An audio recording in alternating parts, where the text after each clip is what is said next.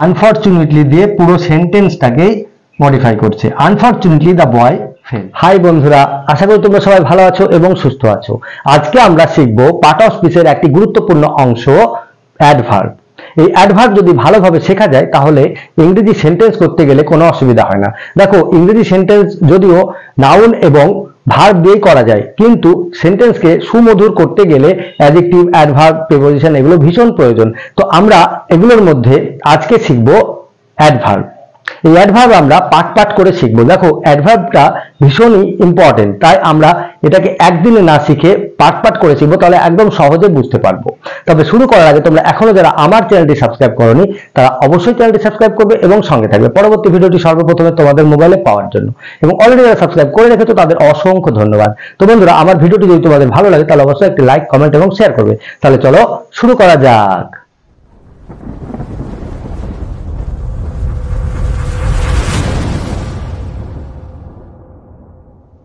তো বন্ধুরা, আজকে আমরা অ্যাডভার্ব শিখব। দেখো, অ্যাডভার্ব ইংরেজি পার্ট অফ স্পিচের একটি গুরুত্বপূর্ণ অংশ। এই অ্যাডভার্ব যদি ভালোভাবে শেখা যায় তাহলে কিন্তু আমাদের ইংরেজি বলতে, লিখতে, পড়তে কোনো অসুবিধা হবে না। কেননা অ্যাডভার্ব দিয়েই কিন্তু সেন্টেন্সকে সুমধুর বানানো যায়। শুধুমাত্র নাউন এবং ভার্ব দিয়ে শুধু সেন্টেন্স তৈরি হয়, কিন্তু সেই সেন্টেন্সকে আরো ভালোভাবে বলতে গেলে আমাদের অ্যাডভার্বের ভীষণ প্রয়োজন। তার জন্য আমরা অ্যাডভার্বটাকে ভালোভাবে শিখে নেব।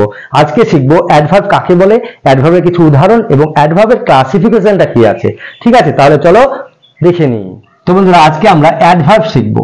অ্যাডভার্ব কাকে বলে, অ্যাডভার্ব কত প্রকার এবং কি কি, সেটা আমরা একদম সহজে শিখবো। তার আগে আমরা দেখো এখানে 8টি সেন্টেন্স লিখেছি, সেই সেন্টেন্সের মধ্যে অ্যাডভার্ব আছে, সেই অ্যাডভার্বগুলো আইডেন্টিফাই করব এবং সেটি কাকে বিশেষিত করছে সেটা একদম সহজে শিখবো। ঠিক আছে, তাহলে প্রথমে আমরা জেনে নিই অ্যাডভার্ব কাকে বলে। দেখো, অ্যাডভার্ব হলো সেই একটি ওয়ার্ড যে ওয়ার্ড নাউন, প্রোনাউন ছাড়া বাকি সমস্ত পার্ট অফ স্পিচকে বিশেষিত করতে পারে, সেই ওয়ার্ডকে বলা হয় অ্যাডভার্ব। যে ওয়ার্ড নাউন, প্রোনাউন ছাড়া পার্ট অফ স্পিচের সমস্ত ওয়ার্ডগুলোকে বিশেষিত করতে পারে তাকে বলা হয় অ্যাডভার্ব। এই অ্যাডভার্বকে প্রধানত 4 ভাগে ভাগ করা হয়, সেগুলো আমরা পরে আসছি। প্রথমে আমরা সেন্টেন্সগুলো থেকে আইডেন্টিফাই করি।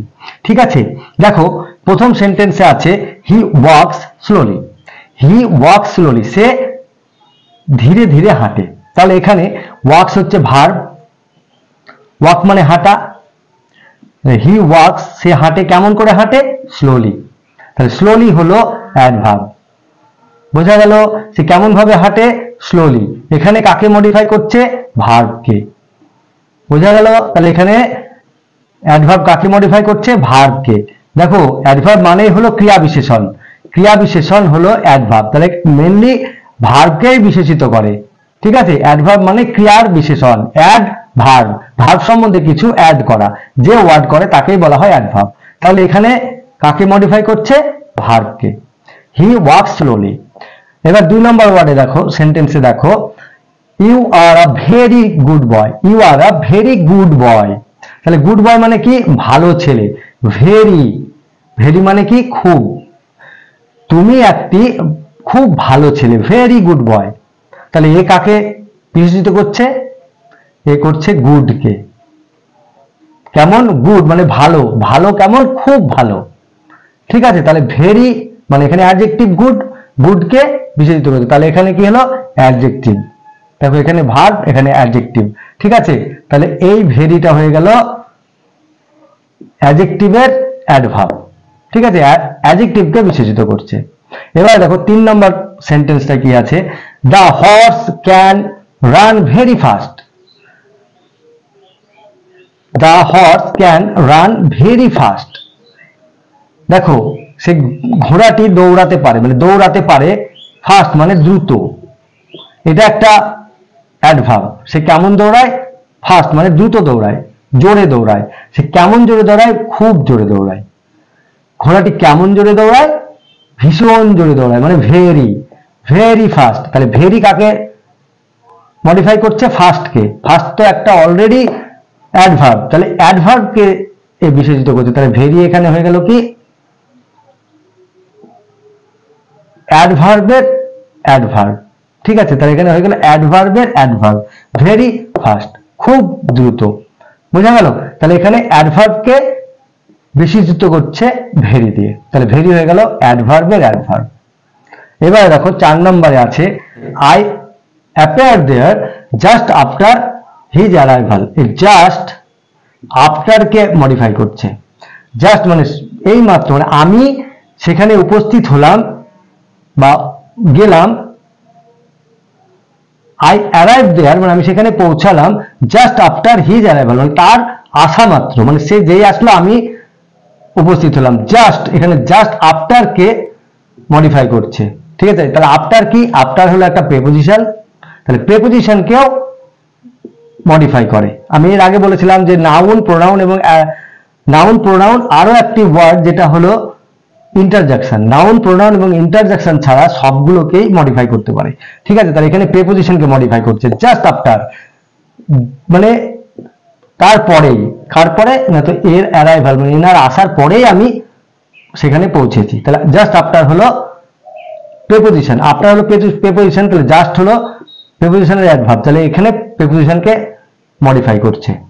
এবার দেখো 5 নম্বর, he did not come to school only because he was ill.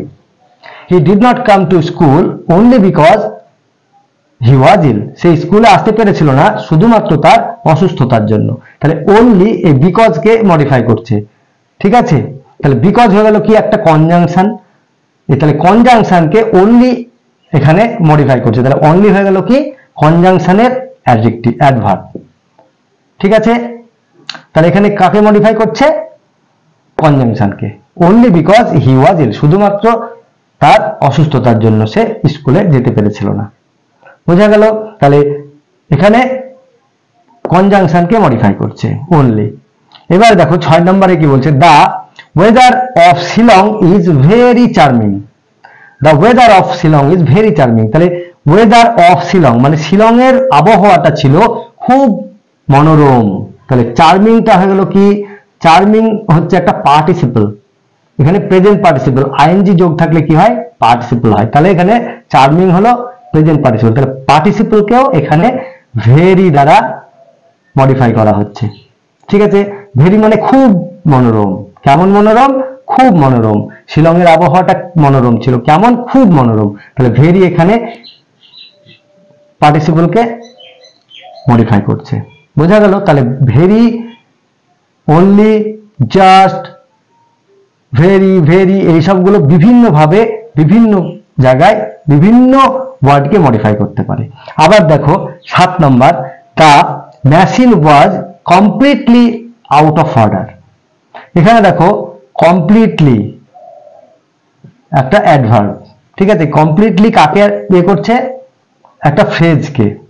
Out of order, complete মানে সম্পূর্ণভাবে, মানে মেশিনটি বন্ধ হয়ে আছে, আউট অফ অর্ডার মানে চলছে না, অকেজো, আউট অফ অর্ডার। এই যে আউট অফ অর্ডার, একে কমপ্লিটলি ওয়ার্ড দ্বারা মডিফাই করা হচ্ছে, বিশেষিত করা হচ্ছে। কমপ্লিটলি একটা কি অ্যাডভার্ব, তাহলে আউট অফ অর্ডার একটা ফ্রেজ, আউট অফ অর্ডারকে বিশেষিত করছে, বোঝা গেল। এবার দেখো 8 নম্বরে, আনফরচুনেটলি দ্য বয় ফেল্ড। দুর্ভাগ্যবশত ছেলেটি অকৃতকার্য হয়েছে, ঠিক আছে। তাহলে এখানে আনফরচুনেটলি দিয়ে পুরো সেন্টেন্সটাকেই মডিফাই করছে। আনফরচুনেটলি দ্য বয় ফেল্ড মানে দুর্ভাগ্যবশত ছেলেটি অকৃতকার্য হয়েছে, বোঝা গেল। তাহলে এই হলো অ্যাডভার্বের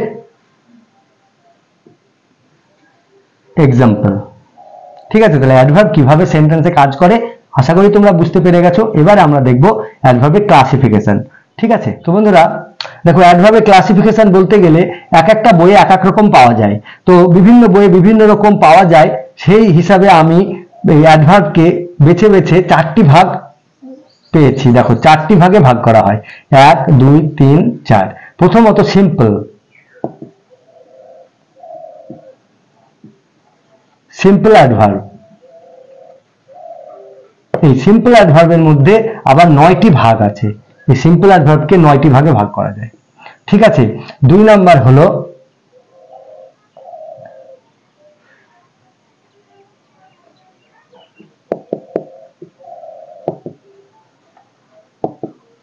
ইন্ডিকেটিং।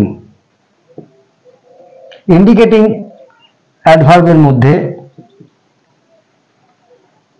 ইন্ডিকেটিং অ্যাডভার্বকে আবার 3 ভাগে ভাগ করা যায়। ঠিক আছে, 3 নম্বরে দেখো number and amount. Number and amount আবার 2 ভাগে ভাগ করা যায়। আর 4 নাম্বার হলো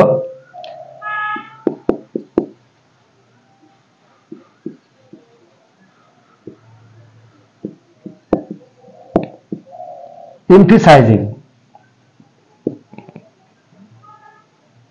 এই 4টি ভাগে অ্যাডভার্বকে ভাগ করে দিই। তো বন্ধুরা, আজকে আমরা অ্যাডভার্ব কাকে বলে, অ্যাডভার্ব কত প্রকার এবং কি কি, অ্যাডভার্বের কিছু উদাহরণ দেখলাম। তোমরা এগুলো প্র্যাকটিস করবে, যত প্র্যাকটিস করবে তত শিখবে। ভালো থাকবে, সুস্থ থাকবে, মন দিয়ে লেখাপড়া করবে। আজ তাহলে আসি, টাটা।